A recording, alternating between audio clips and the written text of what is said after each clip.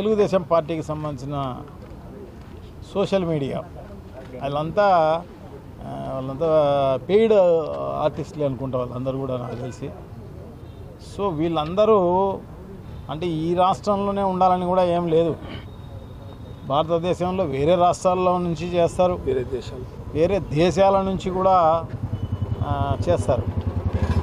So fake ఐడీలు పెట్టుకొని fake news అంతా కూడా ప్రచారంలోకి తీసుకొచ్చే కార్యక్రమం అంతా కూడా చేస్తారు. జగన్మోహన్ రెడ్డి గారిని టార్గెట్గా పెట్టుకొని, అలాగే జగన్మోహన్ రెడ్డి గారిని టార్గెట్గా పెట్టుకొని, జగన్మోహన్ రెడ్డి గారి కుటుంబాన్ని టార్గెట్గా పెట్టుకొని, వైఎస్ఆర్ కాంగ్రెస్ పార్టీ నాయకులను టార్గెట్గా పెట్టుకొని వ్యంగ్యంగా, నిజంగా కూడా అది చూసేదానికి కూడా అంత దారుణంగా ఉండే పరిస్థితి అన్నమాట.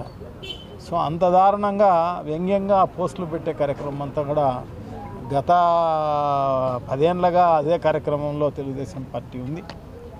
సో ఇప్పుడు అది పరాకాష్ఠకు చేరిందన్నమాట. సో దానికి కౌంటర్గా ఆ ఫేక్ ఐడియాలతో ఫేక్ న్యూస్ను ఇది ఫేక్ అని చెప్పే దాంట్లో భాగంగా మా సోషల్ మీడియా దానికి కౌంటర్ ఇచ్చే కార్యక్రమం చేస్తాను తప్ప వేరే ఏం లేదు. ఎందుకంటే మా నాయకుడు నిబద్ధత కలిగిన నాయకుడు శ్రీ జగన్మోహన్ రెడ్డి గారు. సో ఫేక్ న్యూస్ ఎప్పుడు కూడా ప్రచారంలోకి పెట్టకూడదు అని చెప్పేసి జగన్మోహన్ రెడ్డి గారు ఒకటే ఇన్స్ట్రక్షన్స్. సో దాంట్లో భాగంగా ఎప్పుడు కూడా ఫేక్ న్యూస్ వచ్చిన పరిస్థితి కూడా లేదన్నమాట. సో ఇప్పుడు చూడండి ఎంత దారుణంగా జగన్మోహన్ రెడ్డి గారి పైన, జగన్మోహన్ రెడ్డి గారి కుటుంబం పైన, రాజారెడ్డి గారిని వదలలేదు, జగన్మోహన్ రెడ్డి గారిని వదలలేదు, భారతమ్మను వదలలేదు, చనిపోయిన వాళ్ళను కూడా వదలకోకుండా ఇంత దారుణంగా పోస్టులు పెట్టిన పరిస్థితి అన్నమాట అన్నీ. సో ఇవన్నీ కూడా ఫేక్ లింకులు, ఇవన్నీ కూడా ఫేక్ లింకులు, ఫేక్ ఐడీలు. సో ఇవన్నీ దీనిపైన యాక్షన్ తీసుకోమని చెప్పేసి మేము అన్ని చోట్ల రాష్ట్ర వ్యాప్తంగా పోలీస్ అధికారులందరికీ కూడా మనం విజ్ఞప్తి చేస్తున్నాం.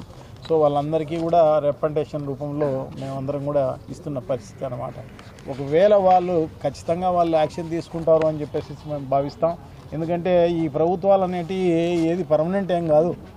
సో ఈ 5 ఏళ్ళకు జంబ్లింగ్ వస్తే ఇంకా నా 3.5 సంవత్సరానికే ఈ ప్రభుత్వం ముగిసిపోతుంది అన్నమాట. సో డెఫినెట్గా ప్రభుత్వాలన్నీ మళ్ళీ మారే కార్యక్రమం జరుగుతుంది. సో నిన్న మా జగన్మోహన్ రెడ్డి గారు, మా అంటే ఎక్స్ ముఖ్యమంత్రి గారు చెప్పినట్టుగా ఈ మధ్యలో రిటైర్ అయిపోయినా కూడా వదిలే పరిస్థితి ఉండదు అని చెప్పేసి చెప్పిన పరిస్థితి అన్నమాట. అన్యాయంగా ప్రవర్తించకండి, ఇదేం పర్మనెంట్ కాదు. సో డెఫినెట్గా న్యాయం ఎక్కడ ఉంటే న్యాయం పక్కన మీరు నిలబడండి. తప్పకుండా నిజంగా శిక్షార్హం ఉంటే శిక్ష వేసే కార్యక్రమం చేయవచ్చు అన్నమాట. సో ఇవన్నీ కూడా చేయవలసిందిగా వారిని అందరినీ కూడా విజ్ఞప్తి చేస్తున్నాం. ఎందుకంటే డెఫినెట్గా వాళ్ళు న్యాయం చేస్తారని భావిస్తాం.